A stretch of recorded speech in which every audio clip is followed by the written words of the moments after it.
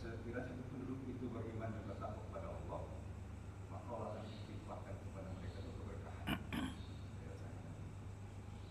Artinya itu berkaitan dengan tarbiyah juga.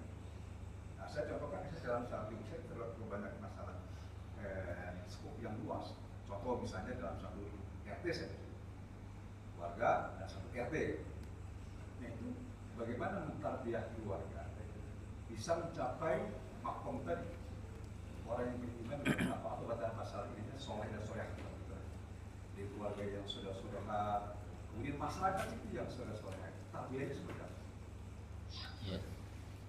Ya, jadi tarbiyah itu ada skala kecil dan ada skala besar.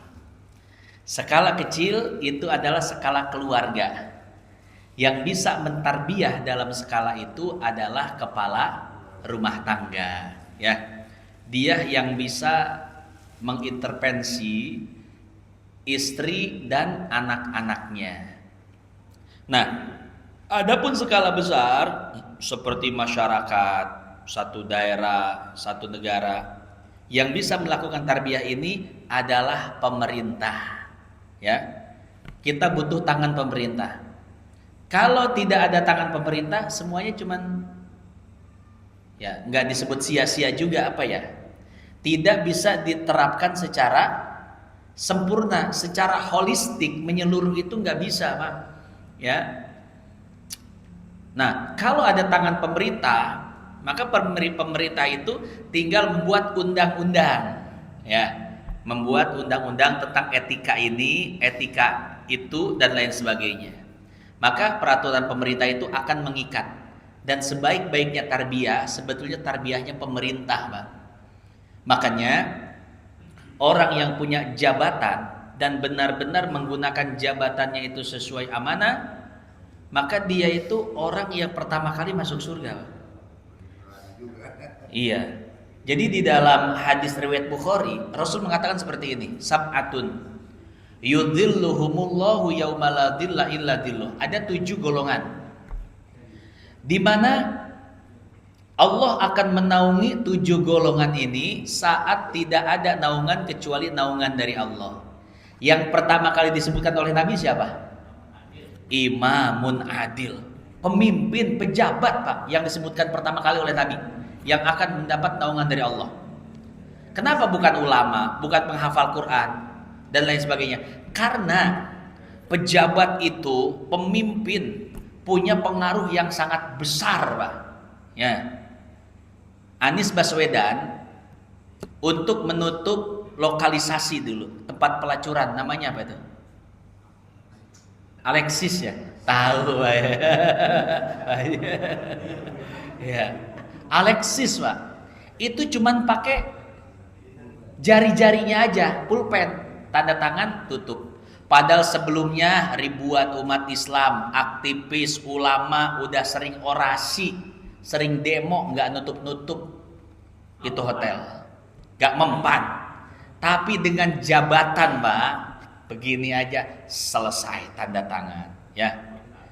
Makanya untuk skala besar ini, untuk perubahan besar, Pak, ya, amanu wattaqaw fatahna alaihim barakatim minas samai wal ard, yang bisa mengetuk pintu langit dan bumi agar keberkahannya dibuka itu pemerintah.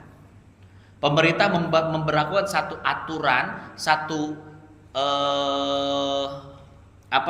satu kebijakan tentang adab, tentang akhlak, tentang etika, tentang tarbiyah, Pak.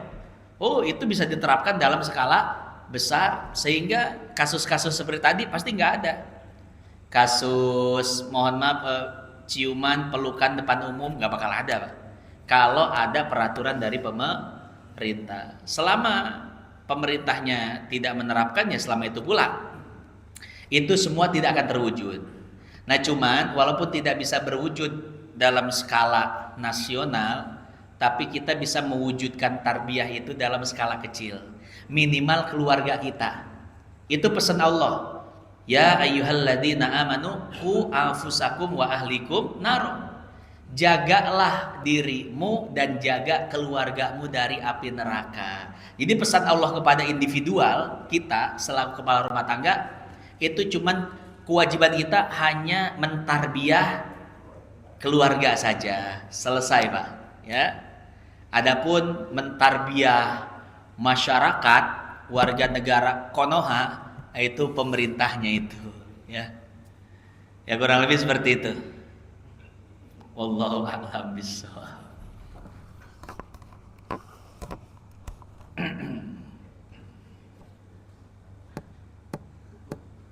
Berarti kekuasaan penting nggak Pak? Penting. Kekuasaan dipegang sama orang benar, masya Allah, luar biasa Pak. Tapi kalau kekuasaan dipegang orang salah, BBM.